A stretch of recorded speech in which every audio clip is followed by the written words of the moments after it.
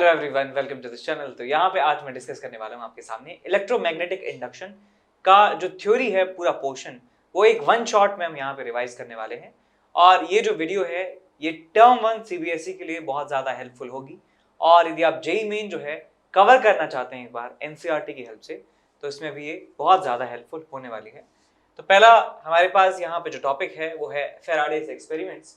तो फेराडेज के एक्सपेरिमेंट में हमारे पास पहला एक्सपेरिमेंट है कि relative motion between a bar magnet and wire loop produces a small amount of current। Context आपको ऑलरेडी पता है कि हम इलेक्ट्रोमैग्नेटिक इंडक्शन की बात कर रहे हैं, यानी कि जब हम किसी एक लूप के अंदर से या किसी सर्किट के अंदर से जब मैग्नेटिक फ्लक्स जो है चेंज होता है टाइम के साथ, तो उस सर्किट के अंदर ईएमएफ इंड्यूस हो जाता है। तो यहाँ पे डिफरेंट एग्जांपल्स, डिफरेंट एक्सपेरिमेंट के थ्रू आपको बताया जा रहा है कि कैसे वो जो फाइनल लॉ है फेराडेज लॉ वो कैसे आया होगा। तो पहला एक्सपेरिमेंट ये है कि हम एक बार मैग्नेट को इस लूप के पास ले जाते हैं। तो होगा क्या कि यहाँ पे जो मैग्नेटिक फील्ड लाइंस यहाँ से निकल रही हैं, उन मैग्नेटिक फील्ड लाइंस का जो फ्लक्स है इस लूप के थ्रू वो चेंज हो रहा है। तो इस फ्लक्स में चेंज का अपोज करते हुए यहाँ पे करंट डेवलप हो जाता है। इसके बाद दूसरा एक्सपेरिमेंट ये है कि एक कॉइल ये, दूसरा कॉइल ये। तो इस कॉइल में करंट ऑलरेडी फ्लो हो रहा है, डीसी बैटरी यहाँ पे लगाई गई है। जब इस कॉइल को हम पास में लाते हैं, दूर लेके जाते हैं इस कॉइल से, तो यहाँ पे गैल्वेनोमीटर में डिफ्लेक्शन शो हमें होता है।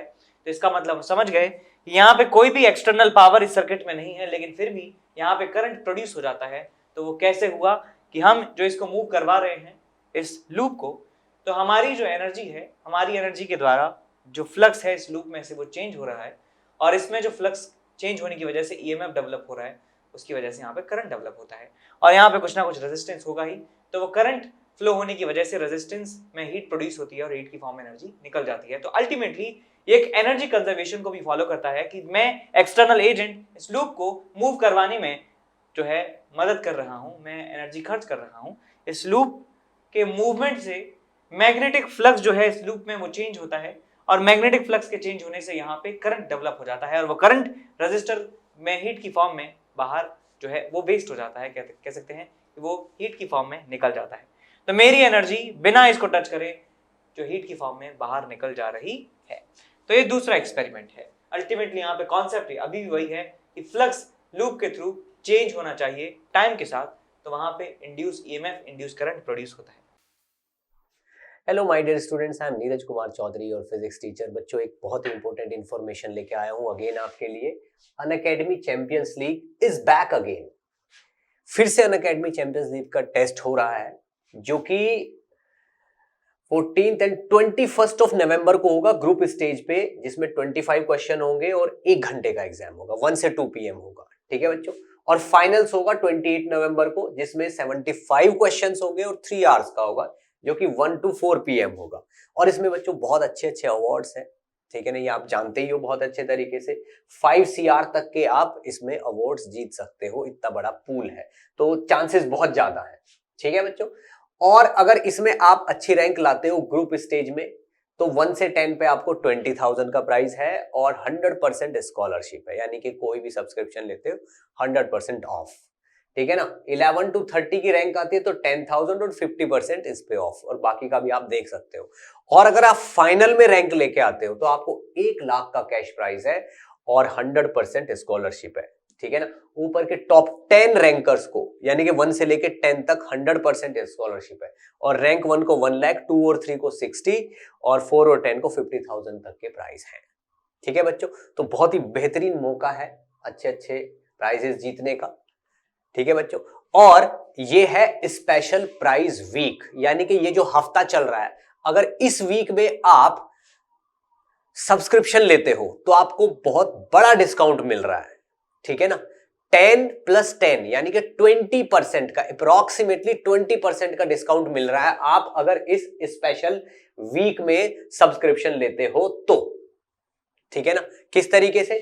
अगर आप आइकॉनिक का सब्सक्रिप्शन लेते हो, और तो मान लीजिए 1 लाख का अगर आपकी फीस है, तो आपको बस 81,000 का पड़ेगा वो, यानी कि पूरे 19,000, यानी कि अप्रोक्सीमेटली 20% का आपको फायदा है। प्लस वाला जो है, प्लस में अगर आप देखते हो तो आपको प्लस में भी जो चीज 53,000 की है, वो आपको मतलब 53,000 की पड़ रही है आपको 12,000 का ऑफ लेके, ठीक है, तो ये चीज पहले 67,000 की थी, अभी आपको 53 की मिल रही है, यानी कि पूरा 20% ऑफ है। किस वजह से? इस स्पेशल वीक की वजह से। और ये वीक आपका 10 से 17 नवंबर तक है, यानी कि समझ लो आज इसका लास्ट है। मे भी पॉसिबल है 1-2 दिन एक्सटेंड हो सकता है, बट इसका ऑफिशियली आज लास्ट डे है 17 नवंबर। ठीक है बच्चों, नेक्स्ट देखिए, all star crash course batch, ठीक है ना, 11th क्लास के स्टूडेंट्स के लिए, ठीक है ना, एक क्रैश कोर्स लॉन्च किया जा रहा है, ठीक है ना, 17 नवंबर से, ठीक है ना। 11th का सिलेबस 4 महीने में पूरा कर दिया जाएगा और जितने भी स्टार एजुकेटर हैं अनअकैडमी पे, वो सब लोग इसमें आपको कुछ कुछ चैप्टर पढ़ाएंगे, ठीक है ना। ये देखिए सारे के सारे टॉप टीचर्स हैं, ये सब आपको कुछ कुछ पोर्शन पढ़ाएंगे और 11th का पूरा सिलेबस 4 महीने में कर देंगे पूरा, ठीक है ना। तो ये आपके लिए बहुत ही बेहतरीन मौका है, अगर आप किसी तरीके से कहीं पे चूक गए हैं कोई बैच ज्वाइन करने में, ठीक है, तो आप इससे भी अपना काम कर सकते हैं, ताकि 12th क्लास में आते आते आप में और किसी रेगुलर स्टूडेंट में कोई डिफरेंस ना बचे, ठीक है बच्चों। और इसके बाद आता है ये IIT JEE मेगा कॉम्बैट, ये इंटीजर क्वेश्चंस का कॉम्बैट है, स्पेशली इंटीजर क्वेश्चंस का, ठीक है ना, जो कि 21 नवंबर को सुबह 11 बजे होगा। 60 मिनट्स में 21 इंटीजर क्वेश्चन होंगे, ठीक है ना। और ये लेटेस्ट IIT JEE पैटर्न पे बेस्ड है। अगर आप इसमें बहुत अच्छा करते हो तो टॉप 50 रैंकर्स को और 500 लकी पार्टिसिपेंट्स को बहुत अच्छे अच्छे सरप्राइज गिफ्ट मिलने वाले हैं। आप देखिए इसमें iPad मिनी है, सैमसंग टैब है, फिटबिट स्मार्ट वॉच है और ये JBL के हेडफोन्स हैं और Amazon के वाउचर्स हैं, ठीक है बच्चों। तो जितनी जल्दी हो सके उतनी जल्दी इसके लिए एनरोल कर दीजिए और मेरी तरफ से बेस्ट ऑफ लक। तीसरा एक्सपेरिमेंट हमारे पास ये ऐसे है कुछ इस तरीके से कि ये हमारे पास एक लूप है, लूप को एक डीसी बैटरी से जोड़ा गया है और साथ में एक स्विच है। स्विच को जैसे ही क्लोज किया जाता है तो करंट की वैल्यू इसमें 0 से नॉन जीरो हो जाती है। करंट की वैल्यू 0 से नॉन जीरो हो जाएगी तो इसका मतलब फ्लक्स इस वाले लूप में 0 से नॉन जीरो हो जाएगा। फ्लक्स कह सकते हैं बढ़ रहा है और उस फ्लक्स के बढ़ने का अपोज करने के लिए इसमें करंट डेवलप हो जाता है और गैल्वेनोमीटर में डिफ्लेक्शन हमें शो होता है। तो कैसे भी करके यदि फ्लक्स चेंज हो रहा है इस लूप का तो उस लूप में EMF डेवलप होगा, करंट डेवलप होगा। ज्यादा डिटेल से इसको पढ़ने के लिए हमारा जो लेक्चर सीरीज है CBSE के लिए, जो इस साल के जनवरी-फरवरी में रिकॉर्ड हुआ था, उसमें बहुत डिटेल से आपको समझाया हुआ है कि क्यों ये मूव ना करते हुए भी सिर्फ इस स्विच को क्लोज करते ही इसमें EMF इंड्यूस हो जाता है, करंट इंड्यूस हो जाता है। चैनल की प्लेलिस्ट सेक्शन में जाके CBSE 2021 और वहां पे इलेक्ट्रोमैग्नेटिक इंडक्शन चैप्टर डाल के देखिए, स्टार्टिंग के लेक्चर में आपको मिल जाएगा ये पूरा कॉन्सेप्ट डिटेल से, ठीक है। ये सिर्फ रिवीजन है, डिटेल से देखना है तो आप पूरा लेक्चर आपको देखना होगा। इसके बाद यहाँ पे देखते हैं कि मैग्नेटिक फ्लक्स के बारे में बातें हैं।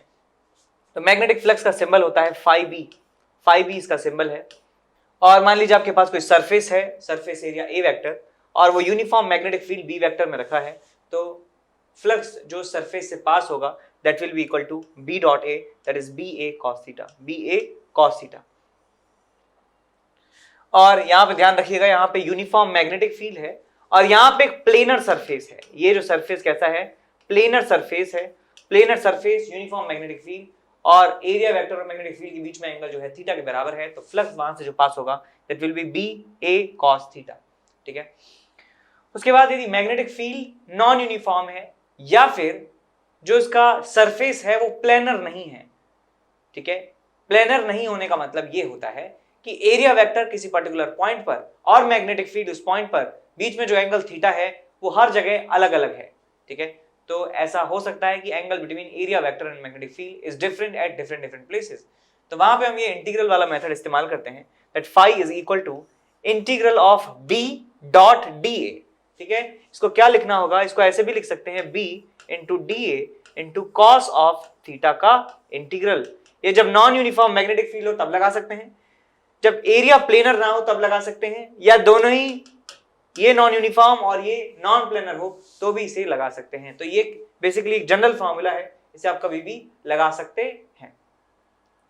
इसके बाद आगे चलते हैं, पढ़ते हैं Faraday's law of electromagnetic induction के बारे में। तो यहाँ लिखा है कि जो हमने एक्सपेरिमेंट किए थे फैराडेज लॉ के, हमने पढ़े थे मतलब, तो उनके बेसिस पे ये बातें लिखी गई हैं। तो सबसे पहला पॉइंट यहाँ पे है, magnitude of induced EMF in a circuit is equal to the time rate of change of magnetic flux through the circuit.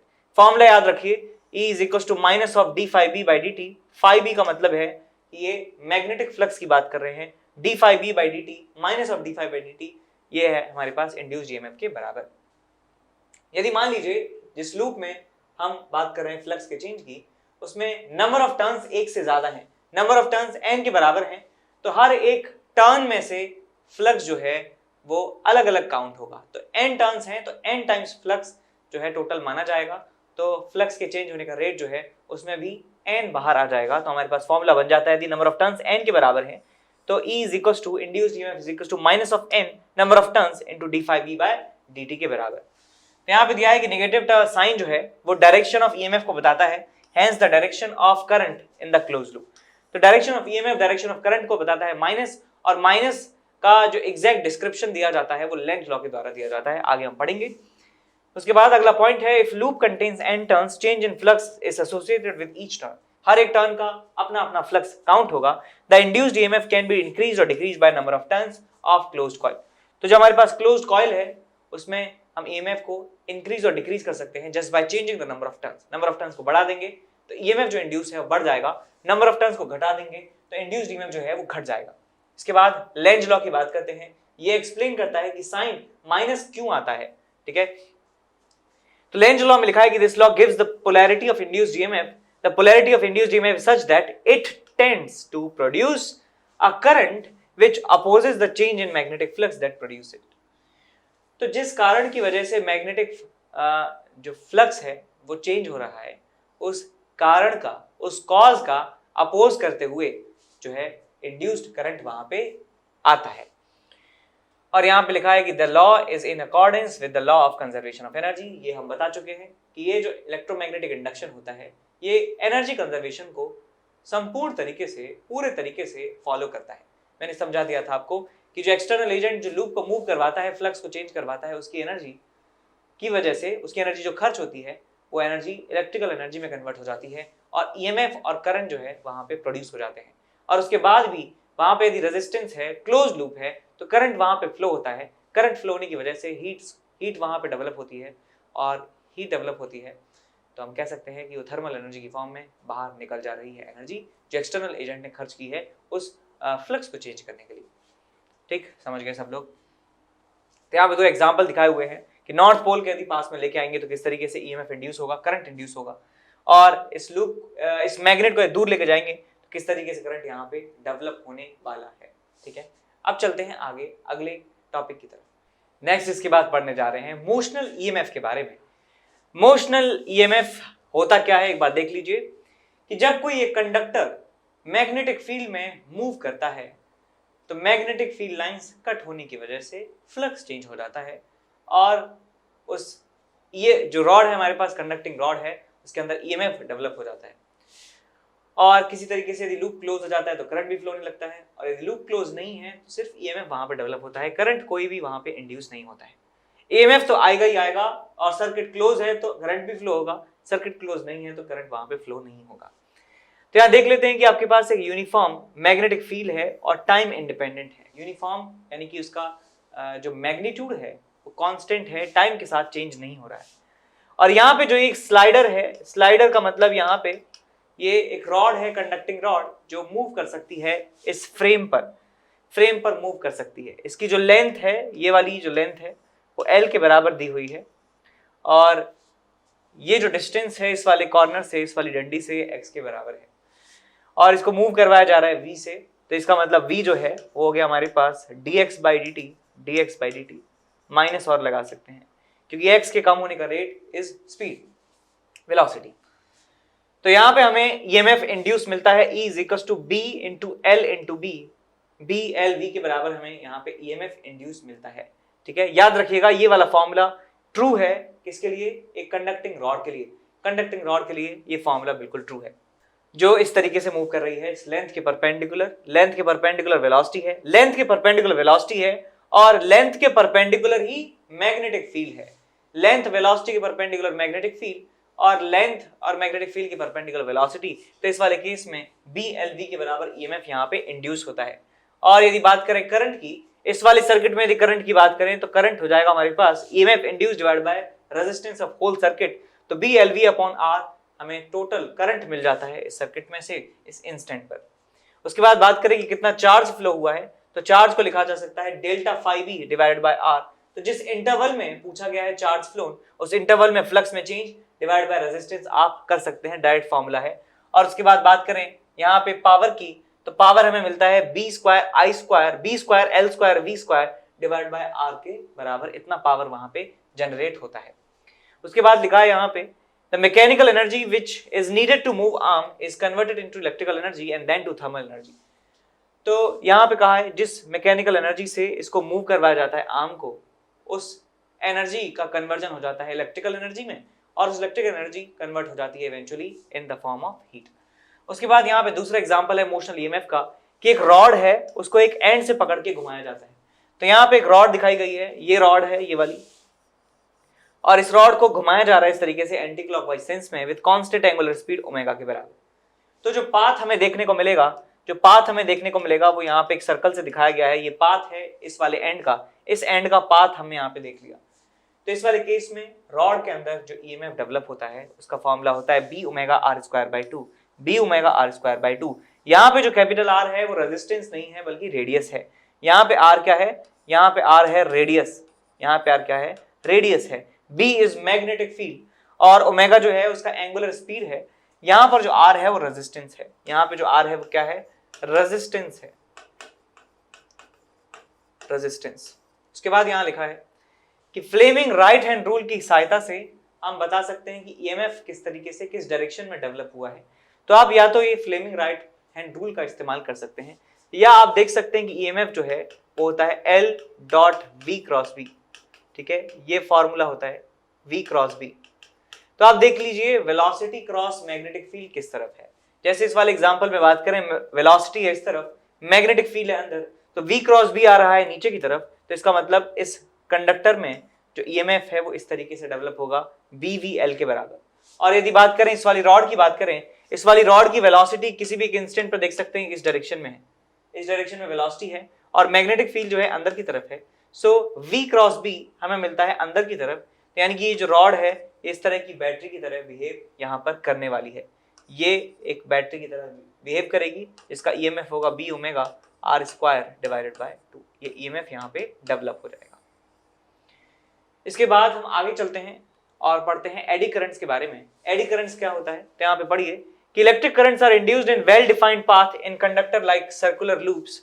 तो सर्कुलर लूप में हम जानते हैं कि करंट जो है या तो क्लॉकवाइज घूमेगा या एंटी क्लॉकवाइज घूमेगा। लेकिन जब हम बात करते हैं बल्क ऑफ कंडक्टर की, यानी कि बल्क मटेरियल्स की बात करते हैं, एक कंडक्टिंग ब्लॉक की बात करते हैं, तब क्या होता है, when bulk pieces of conductor is subjected to changing magnetic flux induced current are produced in them. In them का मतलब है कि उनके वॉल्यूम के अंदर, उनके सरफेस के अंदर करंट जो है इंड्यूस हो जाता है, और इस करंट को क्या कहा जाता है, एडी करंट कहा जाता है। Eddy currents are also called Foucault currents after its discovery the changing magnetic flux induced current, सब जानते हैं। These currents are used to advantage in many applications। तो पहला एप्लीकेशन एडी करंट्स का है मैग्नेटिक ब्रेकिंग ऑफ ट्रेन्स, दूसरा example है electromagnetic damping जो आपने गैल्वेनोमीटर में पढ़ी है। उसके बाद तीसरा है इंडक्शन फर्नेस। इंडक्शन फर्नेस सब जानते हैं कि मेल्ट करने के काम में आता है, जो मेटल्स होते हैं, मेटल्स को मेल्ट करने के लिए इंडक्शन फर्नेस का इस्तेमाल किया जाता है। कॉपर के जो लूप्स होते हैं ढेर सारे, और उनमें करंट एसी करंट फ्लो करवाया जाता है। तो लूप में जब करंट एसी होगा तो जाहिर सी बात है कि वहां पे ईएमएफ डेवलप होगा, जो उसके अंदर मसाला हमने भरा हुआ है, जो मेटल के ब्लॉक्स, मेटल के चंक्स जो हैं उस कॉइल के अंदर डाले हुए हैं, उनके अंदर एडी करंट्स डेवलप होते हैं। और एडी करंट्स की वजह से जो है रेजिस्टेंस के थ्रू हीट डेवलप होती है, और हीट के डेवलपमेंट से वो मेल्ट हो जाते हैं। तो इंडक्शन फर्नेस का इस्तेमाल किया जाता है एडी करंट्स का। उसके बाद लिखा है कि eddy current dissipates energy in form of heat energy, बता दिया सबको। Eddy currents are minimized using lamination of metal. Metal को लेमिनेट कर दिया जाता है जिससे उसका एरिया जो है जिसमें ईएमएफ डेवलप हो वो कम हो जाता है, और उसकी वजह से जो एडी करंट्स की वजह से जो लॉस होते हैं वो काफी कम हो जाते हैं। तो ट्रांसफार्मर की जो कोर होती है, कोर जो मटेरियल होता है उसको लेमिनेट कर दिया जाता है एक इंसुलेटिंग मटेरियल से। लेमिनेट सब जानते हैं लेमिनेशन क्या होता है, to make a metal core, metal की कोर बनाने के लिए। उसके बाद यहाँ बात करते हैं इंडक्शन की, इंडक्टेंस की बात करते हैं। इंडक्टेंस क्या होता है, तो करंट को इंड्यूस किया जा सकता है इन अ कॉइल, किसी भी कॉइल में करंट को इंड्यूस किया जाता है by the flux change produced by same coil और अनदर कॉइल। मान लीजिए मेरे पास एक कॉइल है, इस कॉइल में ईएमएफ इंड्यूस करवाना है, तो मैं इस कॉइल में फ्लक्स को चेंज करवा सकता हूं, तो इसमें करंट इंड्यूस हो जाएगा। और मैं एक पड़ोस वाले कॉइल में करंट को चेंज करवाकर मैं इंड्यूस करवा सकता हूं ईएमएफ इस दूसरे वाले कॉइल में। तो दोनों ही केसेस में flux through a coil is proportional to current. Flux जो है वो करंट के प्रोपोर्शनल होता है। और यदि हम बात करें rate of change of flux की, तो d phi by D t हमें मिल जाता है d I by D T के बराबर। So d I by D t is equal to d phi B by D t. ठीक, समझ गए। उसके बाद यहाँ पे constant of proportionality is called inductance. ये जो प्रोपोर्शनैलिटी कांस्टेंट हमें मिलेगा, इसको हटाकर वो हमें कहलाता है इंडक्टेंस कहलाता है। Inductance is a ratio of flux linkage and current. Flux linkage और करंट का जो रेशियो है उसे कहा जाता है इंडक्टेंस। जैसे ये फाई भी है वो प्रोपोर्शनल होता है करंट के। तो यदि सेम कॉइल से फ्लक्स में चेंज करवाया जा रहा है, तो यहाँ पे हमें मिलता है phi is equal to L I. और यदि मान लीजिए दूसरे कॉइल से फ्लक्स चेंज करवाया जा रहा है, तो फाई इज इक्वल टू होता है एम आई। तो यहाँ से L which is called self inductance, तो ये हमें मिलता है phi flux linkage upon current. और यहाँ से हमें मिलता है कोफिशिएंट ऑफ म्यूचुअल इंडक्शन या म्यूचुअल इंडक्टेंस, ये मिलता है फाई अपॉन आई के बराबर। तो ये रेशियो दोनों में सेम है, लेकिन इनका मतलब अलग अलग है। फ्लक्स लिंकेज अपॉन करंट इसे कहा जा सकता है इंडक्टेंस। दो तरह के होते हैं, एक सेल्फ इंडक्टेंस, एक mutual inductance. This inductance depends on geometry of the coil and intrinsic material properties. तो यहाँ पे देखने से आपको लग रहा होगा कि ये फ्लक्स और करंट पे डिपेंड करती है, लेकिन ऐसा नहीं है। फ्लक्स को बढ़ाते हैं तो करंट को बढ़ाते हैं तो फ्लक्स बढ़ जाता है, करंट को कम करते हैं फ्लक्स कम हो जाता है। ये इनका जो रेशियो है वो होता है एल, और एल डिपेंड करता है ज्योमेट्री पर। उसकी ज्योमेट्री क्या है लूप की, और उसका इंट्रिंसिक प्रॉपर्टीज हैं, जैसे मटेरियल कौन सा भरा हुआ है बीच में, इन बातों पर ये डिपेंड करता है। जैसे हमने देखा था कि रेजिस्टेंस होता है V अपॉन आई। रेजिस्टेंस क्या होता है, किसी वायर का रेजिस्टेंस होता है V अपॉन आई। तो यदि वोल्टेज को हम बढ़ा देंगे और तो करंट भी वहां पे बढ़ जाएगा, लेकिन रेजिस्टेंस V अपॉन आई पे डिपेंड करता है, लेकिन V और I इंडिविजुअल पे डिपेंड नहीं करता है। और ये एक्चुअल में डिपेंड करता है उसकी ज्योमेट्री, उसके मटेरियल पर, उसकी लेंथ पर, उसके क्रॉस सेक्शन एरिया पर। तो जैसे रेजिस्टेंस यहाँ पे वेरी करता था, डिपेंड करता था उसकी ज्योमेट्री और उसके मटेरियल पर, ऐसे यहाँ पर ये जो कोफिशिएंट ऑफ इंडक्टेंस है ये डिपेंड करता है उसकी ज्योमेट्री और इंट्रिंसिक प्रॉपर्टीज पर। ठीक है, तो याद रखेंगे इस बारे में। तो अब आते हैं सेल्फ इंडक्टेंस के बारे में। तो सेल्फ इंडक्टेंस के बारे में यहाँ लिखा है कि phenomena of induced EMF in a single isolated coil due to changing flux through the coil by means of varying the current through the same coil is called self induction. समझ गए बात, ऑलरेडी एक्सप्लेन कर चुका हूं।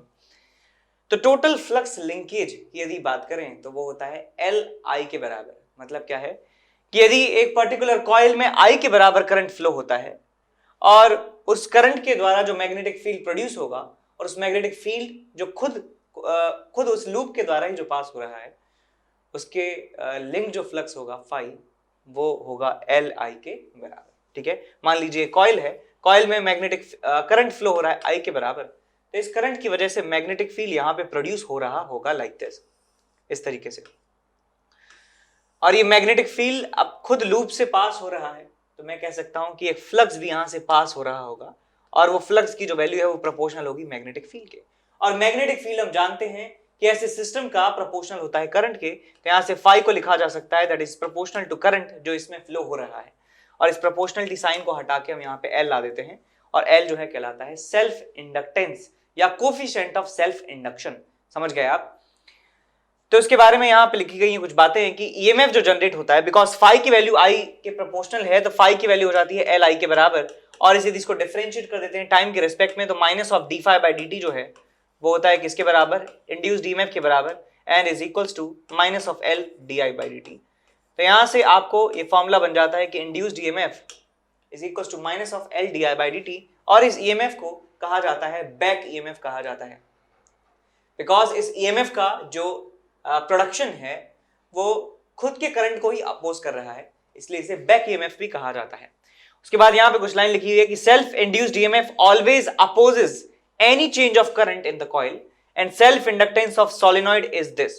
किसी solenoid का length यदि L है, क्रॉस सेक्शन एरिया ए है, number of turns per unit length small N है, तो सेल्फ इंडक्टेंस का जो फॉर्मूला होता है वो होता है mu not an square A into L के बराबर। तो यहाँ पे आप देख सकते हैं कि किन किन बातों पर ये सेल्फ इंडक्टेंस डिपेंड कर रहा है।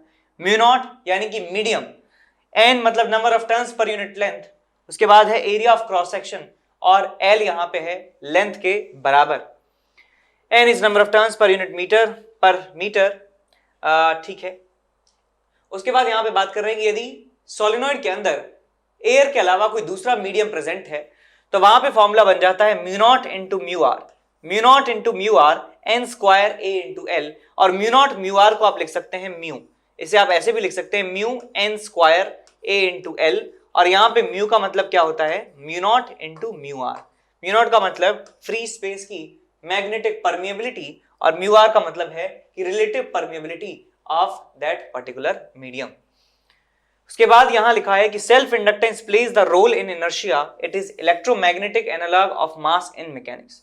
तो जैसे मास की एक प्रॉपर्टी होती है दैट इज कॉल्ड इनर्शिया, और इनर्शिया हम जानते हैं कि change in state of motion का अपोज करता है। यदि कोई ऑब्जेक्ट मूव कर रहा है कांस्टेंट वेलोसिटी से, तो उसकी वेलोसिटी में जब हम चेंज करेंगे तो वो एक रेजिस्टेंस प्रोड्यूस करता है।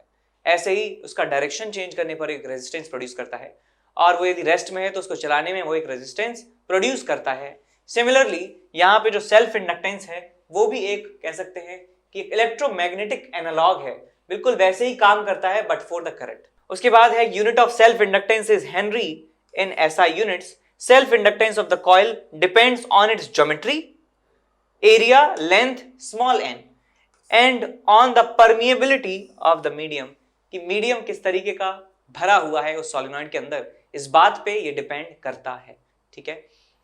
इसके बाद म्यूचुअल इंडक्टेंस की बात करते हैं। म्यूचुअल इंडक्टेंस, तो जैसे सेल्फ इंडक्टेंस आपको समझाया था ऐसे ही म्यूचुअल इंडक्टेंस होता है कि मान लीजिए आपके पास दो कॉइल्स हैं कुछ इस तरीके से, कॉइल नंबर 1, कॉइल नंबर 2।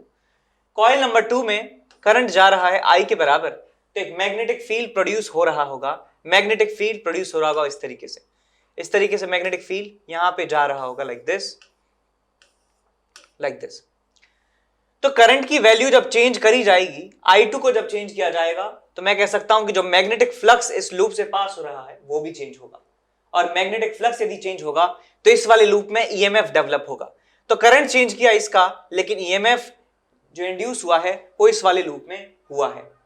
तो ये जो फिनोमेना है उसे म्यूचुअल इंडक्शन कहा जाता है, और जो एक प्रोपोर्शनैलिटी कांस्टेंट है जो EMF और दूसरे लूप में करंट को रिलेट करता है उसे कोफिशिएंट ऑफ म्यूचुअल इंडक्शन कहा जाता है, म्यूचुअल इंडक्टेंस भी कह सकते हैं। तो यहाँ पे लिखा है definition, varying current in one coil can induce EMF in neighbouring coil, और वहां रिलेशन होता है E1, यानी कि पहले कॉइल में produce EMF is equal to M coefficient of mutual induction di2/dt, यानी दूसरे कॉइल में करंट के चेंज होने का रेट।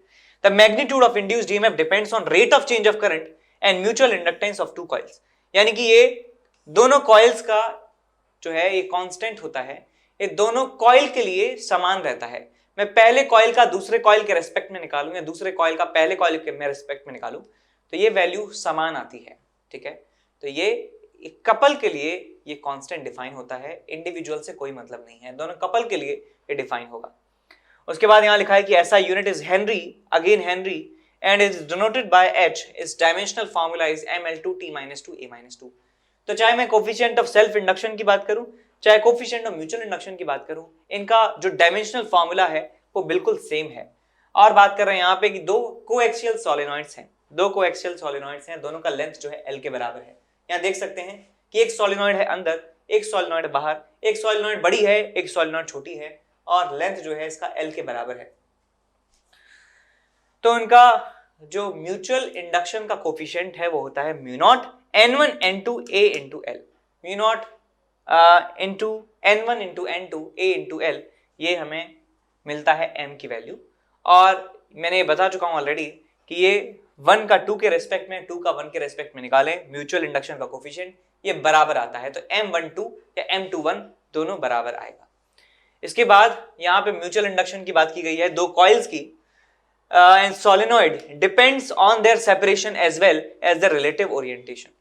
तो जब हम बात करते हैं कि दो सोलेनॉइड के म्यूचुअल इंडक्शन कोफिशिएंट की और दो लूप्स के कोफिशिएंट ऑफ सेल्फ इंडक्शन की, तो ये जो वैल्यू है ये डिपेंड करती है किस पर, उनके बीच में सेपरेशन पर, और उन दोनों ऑब्जेक्ट्स का ओरिएंटेशन कैसा है। मान लीजिए दो लूप इस तरीके से रखे हुए हैं, तो एक लूप का ओरिएंटेशन यदि चेंज किया जाएगा तो coefficient of mutual induction change हो जाएगा, दोनों के बीच का सेपरेशन चेंज किया जाएगा तो भी उनका जो कोफिशिएंट ऑफ म्यूचुअल इंडक्शन है वो चेंज हो जाएगा। ठीक है, याद रखिएगा इस बात को। उसके बाद यहां लिखा है कि दो कंसेंट्रिक सर्कुलर कॉइल्स हैं with radius r and capital R, where capital R is much greater than small r, coils are coplanar also, तो ये म्यूचुअल इंडक्शन का कोफिशिएंट होता है mu not pi r square by 2r के बराबर। ठीक है, याद रखेंगे कि यहाँ पे हमारे पास दो कॉइल्स हैं इस तरीके से, एक बड़ा कॉइल है जिसका रेडियस है कैपिटल R और एक छोटा कॉइल है जिसका रेडियस है स्मॉल r। ठीक है, स्मॉल r, तो इनका जो कोफिशिएंट ऑफ सेल्फ इंडक्शन होगा that will B mu not pi r square upon 2r के बराबर होने वाला है। इसके बाद आगे चलते हैं, मैग्नेटिक पोटेंशियल एनर्जी की बात करते हैं। तो energy required to build any current I in a system of self inductance L, मान लीजिए एक सिस्टम का coefficient of self induction L के बराबर है, तो उसमें करंट I फ्लो हमें करवाना है, तो इसके लिए हमें एनर्जी, हमें जो वर्क करना पड़ता है, एनर्जी रिक्वायर्ड होती है that is equals to half Li square के बराबर। काफी इंपॉर्टेंट फॉर्मूला है, या फिर इसको ऐसे याद रख सकते हैं कि एक आपके पास इंडक्टर है, इंडक्टर में I के बराबर करंट हमें मेंटेन करना है, तो हाफ Li स्क्वायर के बराबर एनर्जी हमें वहां पे स्टोर करनी पड़ेगी, या stored energy half Li square के बराबर है, या इतना वर्क हमें करना वहां पे पड़ता है। This work done gets stored as magnetic potential energy, half Li square के बराबर ये एनर्जी की फॉर्म में स्टोर हो जाता है, और इसे लिखा जा सकता है दूसरी तरीके से b square upon 2 mu not. इसे आप जानते हैं क्या कहते हैं, इसे एनर्जी डेंसिटी कहा जाता है। इलेक्ट्रोमैग्नेटिक वेव में आपको ये पढ़ाया जाएगा। Half epsilon not E square ये एक एनर्जी डेंसिटी होता है, और इसकी वैल्यू ही B not square upon 2 mu not के बराबर होती है। तो एनर्जी डेंसिटी में मैंने वॉल्यूम से मल्टीप्लाई कर दिया, तो मुझे यहाँ पे एनर्जी स्टोर्ड मिल जाती है which is equal to half Li square. उसके बाद यहाँ दिया है कि magnetic energy per unit volume which is called energy density, वो होती है B square upon 2 mu not के बराबर। ठीक है, और ये प्रोपोर्शनल होता है मैग्नेटिक फील्ड के स्क्वायर के। इसके बाद बात करते हैं एसी जनरेटर की। एसी जनरेटर के बारे में कुछ इंपॉर्टेंट पॉइंट यहाँ पे लिखे हुए हैं। This technology is based on electromagnetic induction phenomena, EMI पे बेस्ड है। Modern AC generator has output capacity up to 100 megawatt. Mega का मतलब समझते हैं 10 टू द पावर 6, यानी कि 100 मिलियन वॉट्स, 100 मिलियन वॉट्स के बराबर कैपेसिटी आज के मॉडर्न एसी जनरेटर्स के पास होती है। This machine converts mechanical energy into electrical energy. ये मैकेनिकल एनर्जी हाथ से घुमाने पर लूप को क्या करती है, इलेक्ट्रिसिटी में कन्वर्ट कर देती है। The EMF induced is sinusoidal. EMF जो इंड्यूस हमें मिलता है इस लूप में वो साइनोसॉइडल होता है, यानी साइन की फॉर्म में जो है वेरी करता है, और उसका मैग्नीट्यूड हम लिख सकते हैं सबसे सिंपलेस्ट केस में NBA omega sine omega t, और इसका जो नेचर है कुछ इस तरीके से आपको दिखाई देने वाला है। EMF टाइम के साथ इस तरीके से वेरी होगा, इस तरीके से वेरी होने वाला है, positive negative positive negative positive negative positive negative, इस तरीके से EMF वेरी करता है। और इस की जो मैक्सिमम वैल्यू है वो होती है NBA ओमेगा के बराबर, और इसे हम ऐसे लिख सकते हैं is equal to E0 sine omega t। उसके बाद यहाँ पे बात करें कि करंट की, direction of current and EMF changes periodic with time, कि जो EMF हमें मिलता है यहाँ पे वो कह सकते हैं कि पीरियोडिक मिलता है, या हमें एसी चैप्टर तो ऑलरेडी पढ़ रखा है तो कह सकते हैं कि अल्टरनेटिंग फॉर्म में मिलता है। और उसकी जो फ्रीक्वेंसी है f, उसे हम ऐसे लिख सकते हैं यहाँ पे E0 साइन ओमेगा t है। Omega is angular speed of the coil, coil को घुमाने का रोटेशनल स्पीड है ओमेगा, और उस ओमेगा को लिखा जा सकता है 2 पाई f के बराबर, 2 पाई f के बराबर, या 2 पाई न्यू के बराबर भी लिख सकते हैं। तो इस इक्वेशन को लिखा जा सकता है E0 का मतलब NBA ओमेगा साइन 2 पाई f into T, 2 pi nu into T. ये न्यू है बेटा, ठीक है, ये न्यू है। न्यू हमारे पास है फ्रीक्वेंसी जो हर्ट्ज में मेजर की जाती है। ये हमारे पास है स्ट्रक्चर एसी जनरेटर का, समझ गए। वर्किंग इंपॉर्टेंट इतना इंपॉर्टेंट नहीं है, ठीक है, आपको वैसे आना चाहिए लेकिन फिर भी इतना इंपॉर्टेंट नहीं है, बिकॉज ऑब्जेक्टिव टाइप का पेपर यहाँ पे हमें मिलने वाला है। ठीक है, हम सब जानते तो हैं कि इस लूप को इस मैग्नेटिक फील्ड के बीच में रोटेट किया जाता है। तो रोटेट करने से क्या होता है कि एरिया वेक्टर और मैग्नेटिक फील्ड का एंगल लगातार बदलता जाता है। तो एंगल को बदलने से BA cos थीटा यानी कि जो फ्लक्स है वो चेंज होता है, और फ्लक्स चेंज होने की वजह से यहाँ पे EMF इंड्यूस होता है, और EMF इंडक्शन की वजह से यहाँ पे करंट आने लगता है, और उस करंट को सप्लाई कर दिया जाता है, आउटपुट दे दिया जाता है। आउटपुट के थ्रू जो है बाहर निकाल दिया जाता है। इसके बाद यहाँ पे पढ़ते हैं कि इंडिया में जो फ्रीक्वेंसी की वैल्यू है, करंट की फ्रीक्वेंसी, ईएमएफ की फ्रीक्वेंसी वो 50 हर्ट्ज होती है और अमेरिका में, यूएसए में वो 60 हर्ट्ज के बराबर होती है। तो यहाँ पे स्टेजेस आपको दिखाई गई हैं और स्टेजेस के बारे में बताया गया है कि कैसी कैसी स्टेज में क्या क्या हो रहा होता है। तो एक बार देख सकते हैं, हमें ईएमएफ का वैल्यू मिल चुका है, कितना है, BAN omega sine omega T, sine omega T. ये हमारे पास इंड्यूस्ड ईएमएफ का फॉर्मूला है, ये इसकी मैक्सिमम वैल्यू है और ये इसका जो कह सकते हैं फंक्शन है जिसके अकॉर्डिंग ये वेरी करती है। सो ऐसा ग्राफ हमें मिलने वाला है, ऐसा ग्राफ हमें मिलने वाला है इंड्यूस्ड ईएमएफ का, ठीक है। और इस समय ओरिएंटेशन बताए हुए हैं कि ओरिएंटेशन इस समय ऐसा है, इस समय ऐसा है, इस समय ऐसा है, इस समय ऐसा है, इस समय ऐसा है। एक बार आप नजर कर सकते हैं, ठीक है।